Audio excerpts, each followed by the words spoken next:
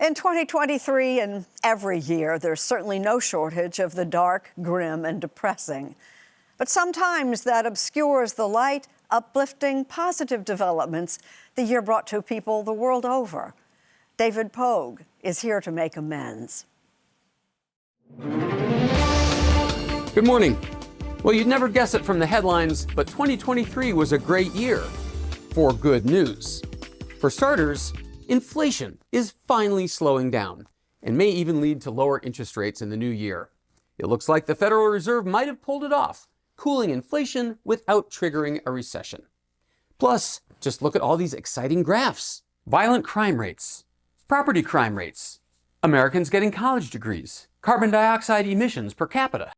But if you like your good news with a little more flash, we go now to correspondent David Pogue. David? For decades, we could only envy the rail systems in other countries. That's why this might surprise you.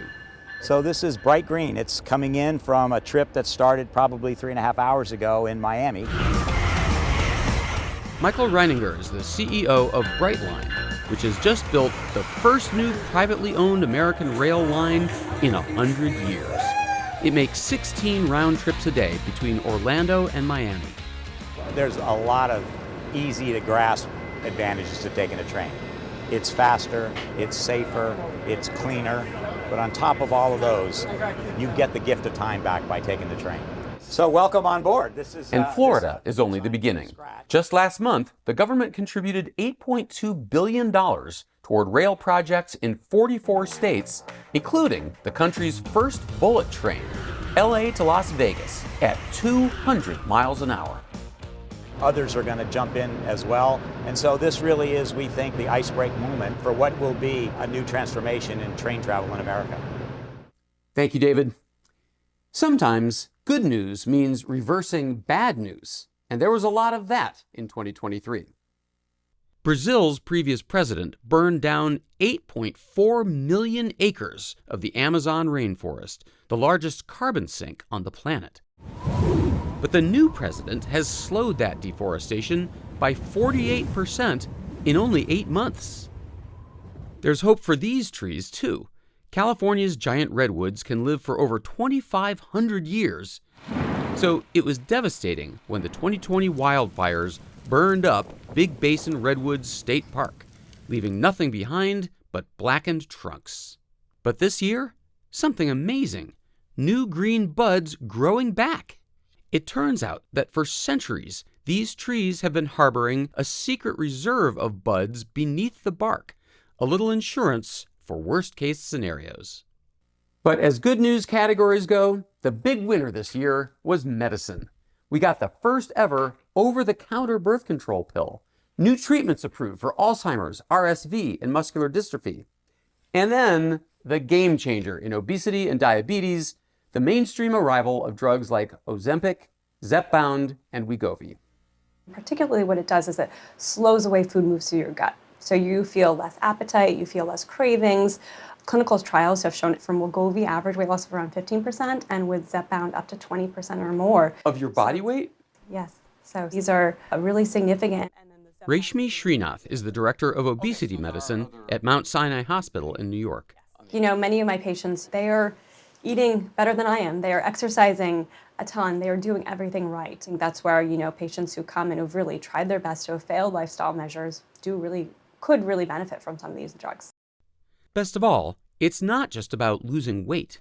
Whether it's their blood pressure, their cholesterol, their diabetes, being able to say, oh, you don't need your blood pressure medicine anymore. And so really, these are tremendous, tremendous gains and something that is really a breakthrough. 2023 was the year artificial intelligence got real. Software like ChatGPT set off waves of terror about jobs and misinformation and humanity's future. But there's more to the AI story. For example, AI can now spot breast cancer tumors that people miss. In California, within 2 months, a new AI program spotted 77 wildfires forming before any person had a clue. And in LA and New York, AI hooked up to traffic cameras is changing stoplights in real time to keep traffic flowing. As Stanford professor Eric Brynjolfsson points out, Not only is it not the end of the world, I think we're going to have potentially the best decade of flourishing of creativity that we've ever had, because a whole bunch of people, lots more people than before, are going to be able to contribute to our collective art and science. Finally, air travel is one of the last great challenges in decarbonizing the planet. Airplanes pump out about 1 billion tons of carbon dioxide every year. And of course, as we all know, there's no such thing as a clean electric plane. Or is there? We go now to David Pogue. It's a beautiful day to fly in Burlington, Vermont. What a view! And off the wing of our chase plane, we're observing a striking new airplane.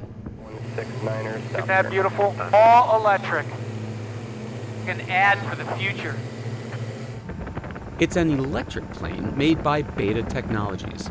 It seats 6 and can fly for a couple hundred miles on a charge. There are 4 lifting rotors. And according to Beta founder and CEO Kyle Clark, that's only the beginning.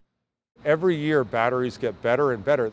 That means in 7 years, we'll double that. In another 7 years, we'll double that again. So you think before you and I die that we will fly on an electric-powered jetliner? Yes, absolutely. No question. Beta expects to begin flying cargo in 2024, passengers in 2025, but it's just one of over 300 companies working on electric planes.